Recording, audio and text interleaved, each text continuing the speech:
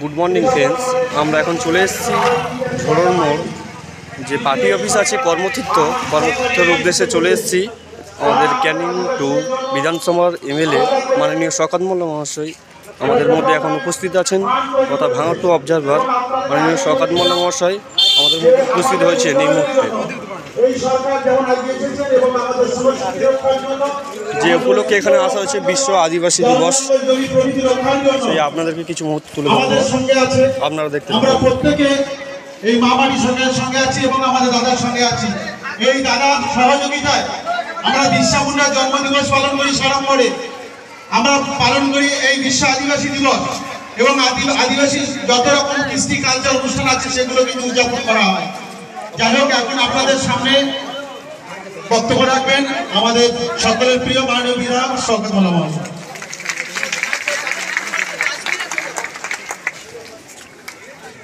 আচ্ছা, নমস্কার সকলকে। প্রথমে আমি জয় জোহর জানাচ্ছি। আজকে আমাদের দিনটা খুবই গর্বের, বিশেষ করে বিশ্ব আদিবাসী দিবস। আমাদের এই সমাজের অভ্যন্তরে দাঁড়িয়ে সে যে কোনো দেশে হোক,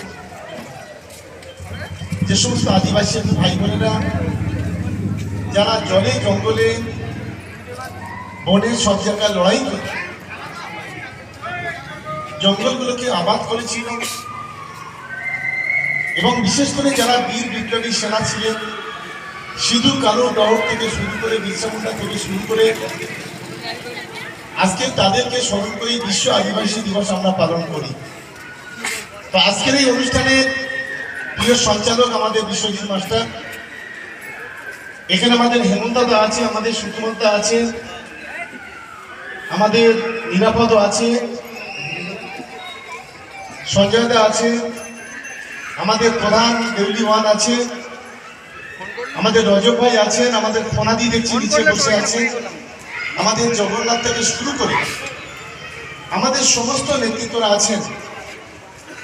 আর বিশেষ করে যেখানে হচ্ছে এই অঞ্চলের প্রধান আমাদের ডাক্তার ইসাউদ্দিন, আমাদের এই বুথের সভাপতি মোজাফফর থেকে শুরু করে আমাদের যুব সভাপতি সাদেক থেকে শুরু করে আমার সঙ্গে এসছেন আমার সহকর্মী, আমার বন্ধু, আমাদের ভাঙড়ের দলের নেতা মহসিন গাজী থেকে শুরু করে আপনারা যারা আমার মায়েরা, বোনেরা, দিদিরা যারা আছেন, আমার সমবয়স্ক বয়োজ্যেষ্ঠ, আমার ছোট ছোট ভাইরা যারা আছেন, আমার গুরুজনেরা যারা আছেন, তাদের সকলকে প্রথমে এই বিশ্ব আদিবাসী দিবসে আপনাদের ধন্যবাদ, আপনাদের অভিনন্দন, আপনাদের ভালোবাসা জানাচ্ছি।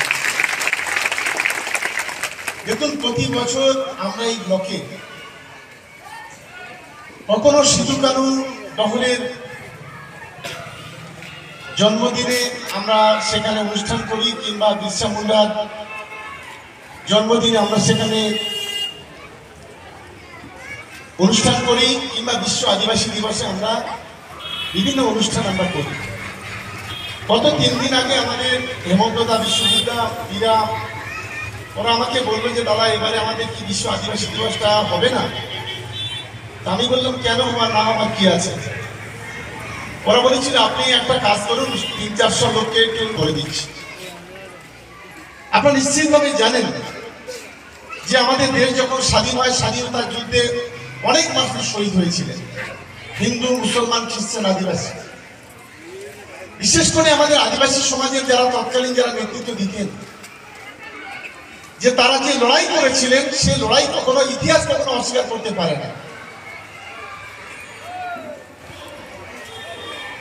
যে সমস্ত ইংরেজ সেনারা ছিল, যাদের হাতে হাজার হাজার মানুষ বলিদান হয়েছে, আমার অনেক আদিবাসী ভাই বোনেরাও সেখানে তাদের দেশ স্বাধীন করার জন্য তারা লড়াই করতে কখনো দ্বিধাবোধ করেনি, এবং সেই থেকে জল, জমি, মাটির যে অধিকার